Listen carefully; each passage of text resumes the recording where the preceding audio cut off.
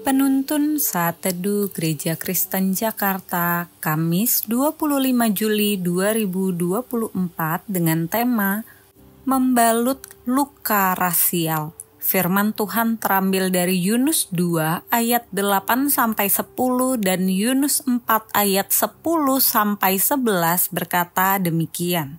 Mereka yang berpegang teguh pada berhala kesia-siaan, merekalah yang meninggalkan Dia, yang mengasihi mereka dengan setia. Tetapi aku dengan ucapan syukur akan kupersembahkan korban kepadamu. Apa yang kunazarkan akan kubayar. Keselamatan adalah dari Tuhan. Lalu berfirmanlah Tuhan kepada ikan itu, dan ikan itu pun memuntahkan Yunus ke darat. Lalu Allah berfirman, engkau sayang kepada pohon jarak itu, yang untuknya sedikit pun engkau tidak berjerih payah, dan yang tidak engkau tumbuhkan, yang tumbuh dalam satu malam dan binasa dalam satu malam pula. Bagaimana tidak aku akan sayang kepada Niniwe, kota yang besar itu, yang berpenduduk lebih dari 120.000 orang, yang semuanya tak tahu membedakan tangan kanan dari tangan kiri, dengan ternaknya yang banyak. Tembok perseteruan antara ras adalah tembok paling utama yang diruntuhkan oleh Kristus. Perseteruan dan kebencian ini dapat mengakar berpuluh tahun bahkan sampai generasi demi generasi. Seperti permusuhan bangsa Yahudi dengan Samaria atau non-Yahudi. Sudah terjadi sejak zaman Ezra hingga zaman Tuhan Yesus. Lalu yang disebabkan oleh permusuhan ini sudah begitu mengakar sampai-sampai seolah-olah mustahil untuk disembuhkan. Selain bangsa Israel, perseteruan antar ras juga terjadi di belahan dunia lain, seperti ras kulit hitam dan ras kulit putih di Amerika Serikat. Perseteruan dengan etnis Rohingya di Myanmar atau yang lebih dekat dengan kita yaitu Kisruh Mei 1998 yang melukai orang Tionghoa Indonesia. Sentimen ini menimbulkan luka yang begitu dalam dan menyisakan trauma. Luka itu harus dibalut dan disembuhkan agar tidak diteruskan lagi kepada generasi selanjutnya. Dalam nas renungan hari ini kita menemukan seorang nabi yang berusaha melarikan diri dari panggilan Tuhan ke kota Niniwe. Namanya adalah Nabi Yunus. Terlihat sepintas kisahnya seolah-olah Nabi Yunus hanya berusaha lari dari panggilan Tuhan karena takut menjalankan tugas sebagai nabi. Tapi sebenarnya ketika melihat lebih dalam, maka kita akan mengerti alasan Nabi Yunus melakukan itu. Niniwe adalah ibu kota Asyur. Bangsa Asyur adalah musuh Israel. Pada masa Raja Ahaz, bangsa ini telah menghancurkan Israel bagian utara dengan kejam. Sebagai bagian dari bangsa Israel, Nabi Yunus mengalami luka yang begitu dalam yang disebabkan oleh bangsa ini.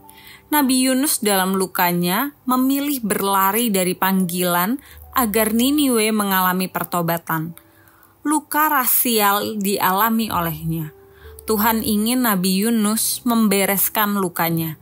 Hal ini terlihat dari tindakan Tuhan yang terus membawa Nabi Yunus berhadapan dengan lukanya kepada orang Niniwe. Tuhan memakai ikan besar untuk membawa Yunus berada di titik terbawah dan begitu membutuhkan pertolongan, menyadarkan bahwa Niniwe juga berada di titik terbawah yang membutuhkan pertolongan. Keselamatan dari Tuhan bukan hanya dibutuhkan dirinya di perut ikan, tetapi juga bangsa Niniwe. Nampaknya setelah Niniwe diselamatkan, luka itu masih belum sembuh. Nabi Yunus marah karena pertobatan Niniwe. Tuhan membuat layu pohon jarak pada saat Nabi Yunus sangat membutuhkannya. Nabi Yunus bisa begitu gelisah karena pohon jarak itu layu, tetapi dia sendiri tidak menyadari bahwa Tuhan yang dikenal selama ini adalah Tuhan yang adil dan menghukum. Sebenarnya isi hati dan kegelisahan terdalam Tuhan adalah harus menghukum bangsa-bangsa yang tidak bertobat dari dosanya. Tuhan rindu menyelamatkan, bukan menghukum. Hati ini yang harus dimiliki oleh Nabi Yunus dan yang dapat membawa kepada kesembuhan atas kebencian antar ras yang mengakar. Saudaraku, Untuk sembuh dari luka rasial, kita harus memandang kepada nabi yang sejati, yaitu Kristus.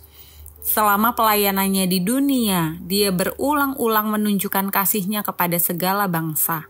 Dia dikhianati dan ditolak oleh bangsanya sendiri dan disalibkan di bawah pemerintahan bangsa lain, yaitu bangsa Romawi. Kepada kedua bangsa itu, Kristus tetap menyediakan pengampunan bagi mereka. Dia tidak membenci bangsanya atau tidak membenci bangsa lain. Kedua bangsa itu dipandang sebagai pribadi-pribadi yang telah jatuh dalam dosa, yang sama-sama membutuhkan penebusan darinya. Kasih ini yang membalut luka murid-muridnya, sehingga mereka dapat menyatakan kasih dengan memberitakan Injil kepada segala suku bangsa. Jadi, sadarlah dan terimalah kasih Tuhan itu dengan hati terbuka untuk menyelesaikan luka antar ras dengan kasih Kristus. Sebab Dia sudah menang dan meruntuhkan tembok ini, dan Dia juga ingin kita menerima kemenangannya. Luka rasial dapat disembuhkan, hanya dapat terjadi ketika kita bersedia dituntun kepada kerinduan hati terdalam Tuhan.